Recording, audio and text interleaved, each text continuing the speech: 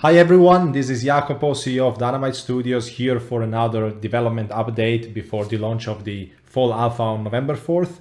And this time, as promised, I'm not alone, I'm with content creator Oxford. Hello. Hey, how are you doing? Fine, doing great. A little bit tired, I guess, but super excited for the launch of the test, which That is, last as minute crunch. yeah, indeed, exactly that. So today we're talking about two things that have absolutely nothing to do with each other. One is the new health mechanic, and the other one is farming. And the reason we put them together is because all the rest is basically being polished right now. So let's start looking at the top left corner of the screen. The two bars, you see them, right? Yeah, Red and it looks blue. like they've changed. Looking good. Yeah, they did change. If you remember, we had three bars, right? You recall what Yeah. they did? I think red was health, blue was mana, and I believe yellow. I think it was yellow, and that was your stamina. Ah, wrong. But nice try. So the three bars that we used to have was the green one was endurance, and that basically was your health bar. So when you got to zero, you got KO'd. Then you There you had go. a red bar that was life, and life was basically it would go down the more endurance you would recover, and if you got KO'd without life, then you were completely dead, Right. and you had to respawn, and you left your body behind with all your items. And well, the blue one was mana, so that was kind of Right. normal. We got rid of that mechanic, the endurance versus life mechanic, and Okay. going for a single bar, the health bar. Mana is still the same, so there's no point talking about that. So right now, yeah, you have your usual bar, and if you get to zero, you're KO, and you stand up again after 30 seconds. So how do you die in full now? Anytime you get KO'd, you lose a percentage of your maximum health. This is a new mechanic. So Okay. let's show the people, and you can come and knock me out. Oh, I guess we need to go out of town first. Okay, we're out, and yeah, you can knock me out here. We'll give it a shot here. Yeah, Going after the legend himself. I really have no magical resistances, so that should be pretty easy. Oh, but I have a lot of talents to give me life though, so it's not so easy, but whatever. Don't give up I'll look you in now. the You're eyes when I almost take you there. down. There we go. Nice. Okay, so as you can see, there's a purple bar now Yes. on the right side, and that's the maximum health that I've lost. So that's 15%. So you lose 15% each time you get KO, and Oh, okay. yeah, indeed. And if you get to zero, so if the bar is completely purple, then you're completely dead and you have to respawn. And Oh, very cool. yeah, and we basically wanted to get rid of a certain behavior, a certain carelessness, like yours in your video, where you basically would fight and die every 2 minutes Yep. without any consequence, right? You would get KO and then you stand up, KO, stand up, KO, stand up, and when you were low on life, you would just go make a campfire, rest, and that was it. Right. To recover this maximum health loss, you need to rest at home or in a city. So you Oh, need so go to the hearth yeah, and act as if you would normally, but it could only be done at a homestead or a city. yeah, exactly. Yes, Okay. exactly. Okay. So And also, no more cheating the system where we go and we put a campfire right next to the mobs and rinse and repeat. yeah, exactly. Yes. So now you have to be really careful not to die. I think this makes the difficulty of the game considerably higher. And the other thing you can die in full, of course, is being executed in PvP, so that thing is still there, and Okay. also by members of other militias, and also by certain status effects like starving or the necrotic disease. They take away your maximum health, and if it Oh, gets to 100%, then you're dead. But yeah, I guess the difficulty of the game is now higher, and well, there was something about life. That also measured the time that you could fight, because as you regenerated endurance, you lost life, and that right. role is now taken by rest. So your rest bar now goes down whenever you cast a spell, whenever you move, you attack, and also over time. And what this means is that, you know, if you just say walk from one side of Mir to the other side of Mir, you're going to be out of rest bar and you're going to have to rest. And also you cannot change your attributes and your talents and your abilities anymore in front of a campfire. Oh, really? Yes, yes. Okay, so that's going to make it to where, so I'm assuming just like the new rest mechanic, that's going to be very similar. So if we want to go out and be a fire mage setup or so forth, we would have to go change that setup at a town or a hearth in a house, correct? Yeah, exactly. Yes. No more nice. memorizing everywhere. So basically the only thing that the campfire does now is replenishing your rest bar. And let's enjoy the amazing party icons on the minimap. Finally, I know you've been waiting for that. Oh my goodness, this is good. This is so good. And this is actually very good. Yeah, I know. It's like very bright. Yeah, the number one request, I think, from all the guilds. You don't see that for guilds; it's only for parties.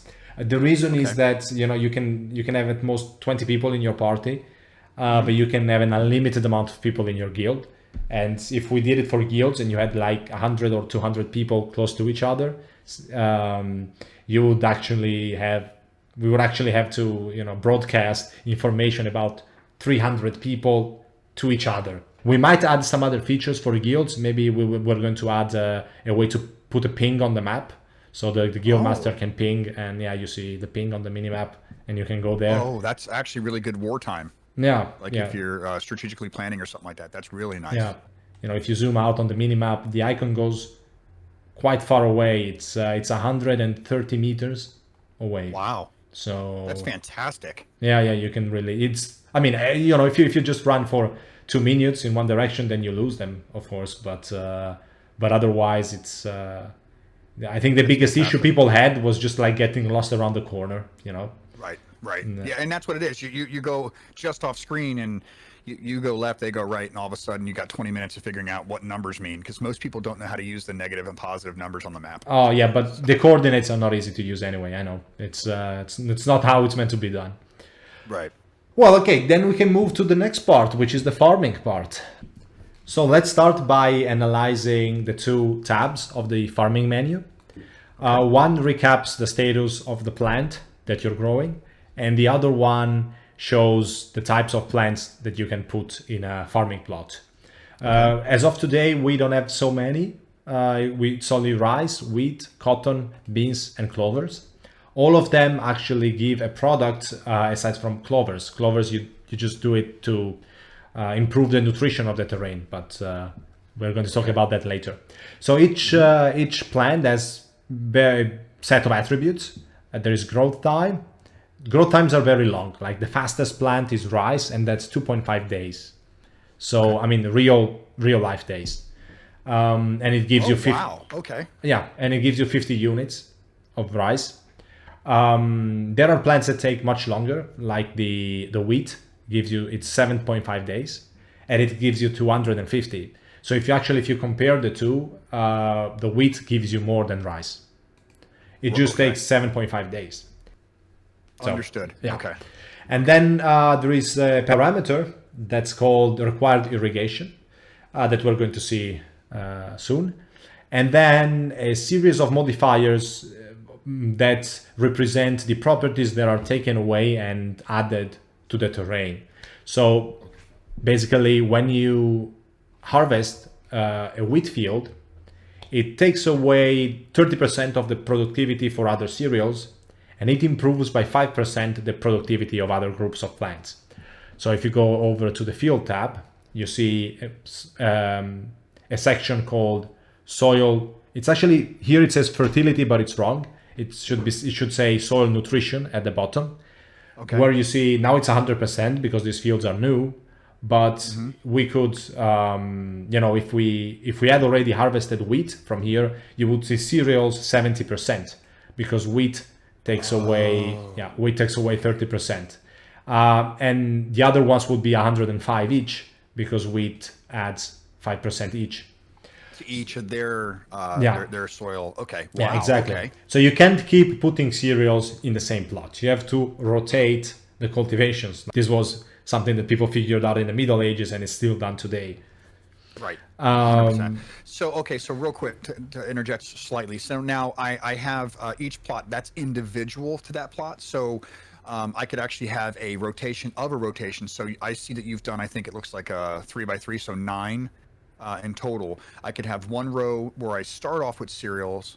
The next row could be vegetables. The next row could be flowering plants. And then I would, when harvested, I would then rotate those that way to keep that at 100% or better, correct? Yeah, exactly. Okay. Yes. I mean, ideally, you should never plant the same type of crop twice in a row. You should always alternate. But that not necessarily. I mean, so if you keep, planting one and then you get to 120%, you put rice. Rice makes you go down 10%. Then you can put rice twice. It's about you. You have to figure out what is the best sequence of crops for the needs and the targets that you want to achieve, Okay.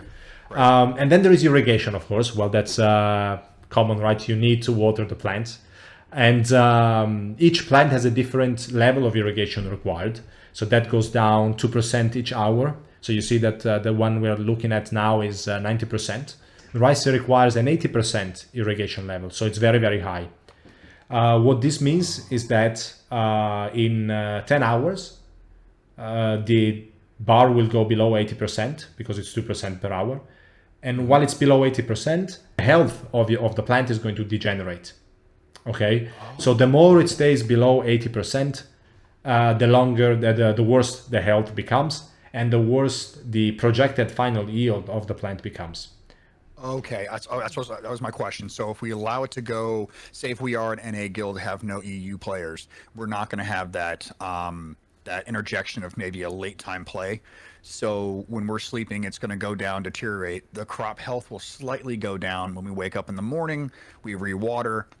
Do we regain health, or does that stay where it was at? So if I got the health crop to 90, would it stay at 90, or would it get healthy again? It immediately goes back to where it's meant to be. The thing is, it has an impact on the final yield. So you see that right now the final yield is 100%. Yep. But let's say that the crop health stays at around 50% for 2 days. Then the final yield is going to be about 50%. If the crop health stays at 50% for a couple hours, then the final yield will maybe go down from 100 to 95. You get Understood. You get the idea, right? So, but ideally, you should always keep it above the minimum irrigation required. Okay. So, and rice is actually the hardest plant because it's 80%. So somebody has to water the plant every 10 hours. But if you get other crops, for example, wheat is required irrigation 40%. What this means is it can survive 3 times longer than rice. But actually, survive is the wrong word because it doesn't die when it gets below the threshold required. It just starts to deteriorate and takes away final yield. And if you get below 20% final yield, then at that point, the plant is dead and you don't get anything. So you get now. I see that there's a 200% yield. Do you guys plan on implementing anything along the lines of fertilization or miracle grow, if you will? No, but the parameter is already there and it's in the top left corner. You see there is something called soil fertility. Yes. This is actually correctly called fertility, while this should be nutrition. And fertility is fixed. So you can't change it. I mean, not in this test at least. And it depends on where the farming plot is located. So if you're doing this in a city, that's 50%. At least mountain cities are 50%. We still have to decide whether we make it a little higher for cities in grasslands. And if you farm inside of a node, a fertile grounds node, like this city is connected to a gold mine, but just below here there's one that is connected to fertile grounds. And if you in fertile grounds, then it's actually 150%. So yes. So we're making those fertile grounds relevant as a mining node would be. So they really have a bigger deal. It's not something that someone's go, oh, it's a farming, no big deal. We want gold. When in fact, having that higher fertility in that ground is going to give you a bigger yield, which means you'll have a wealth of food to then trade. That's fantastic. Yeah, that's indeed. Okay. And actually, a big city, high-ranked city with many citizens requires a lot of legumes and Hmm. cereals and vegetables. So basically, what you have to do, like you need all of them. Well, Okay. actually, you don't really need legumes. I mean, you can choose between them and meat because you basically need Okay. cereals, proteins, and vegetables. Okay. But yeah, that's anyway. It's the requirements are pretty steep as the rank grows. So the thing is, when you let's say you collect wheat, now you see here Hmm. that wheat says that the final yield is the base final yield is 250 units. 250. That's a lot, and the maximum stack in your inventory is 10. What it means is that it takes 25 slots of your inventory. And actually, if Oh. you have, if you get a more than 100% of fertility, and you're good with the irrigation, then you can get a final yield that's like 200%, or 150%. So you get maybe 350 pieces of wheat, which means 35 inventory slots. How do you move all that stuff around? It's crazy, right? Yeah. Yeah. So now my inventory is full of wheat. I'm overweight. Hmm. It's complicated, but I go here and I can make sacks of wheat at the packaging Oh. station. Oh, cool. Okay. Yeah, so now each one contains 100 pieces of wheat, and yeah, the icon is still missing, and now I can take it. So this is an actual heavy material. Oh, cool. Yeah, something you've seen. Very similar to the stone Yeah, and exactly. logs. Okay. Yes, exactly. So once you place down you do the usual thing where you place your own cart, Very your nice. wagon. Actually, it's better than the regular cart. Very cool. I love that. Yeah, and should change Oh, the cool. It turns into interaction a code. box. Love that. Yeah, well, yeah, that not many people are going to notice, but the inside actually changes when you load it. Yes. It's the small things for me, I just love the detail. So that's Yeah, great. That's really cool. yeah, and now you have one sack here. You can put 30 sacks, and then which means you can put inside of these 3,000 units of wheat inside Oh, of for this. for traveling. Yeah, Okay. exactly. And then you Very move nice. them you go and trade. So I hope you enjoyed the farming system and the other stuff and the new health mechanics and all.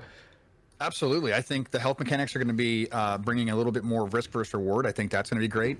And I love farming. So in other games, I do a lot of PvP, but the PvE side of things is fun. And this brings a new level to farming that is a little more involved. So those hardcore PvEers, I think, will enjoy it as much as I will. Cool. Then that's what we hope, and also everything was done with trading in mind, so there's really going to be a lot of trading in the next test. All right, Very then. Well, I'm nice. off with my cart and my wheat. See you in the next video. Hope you All right. everybody Thank you so much. enjoyed, and see you also in game in only a few days. Cheers. Bye.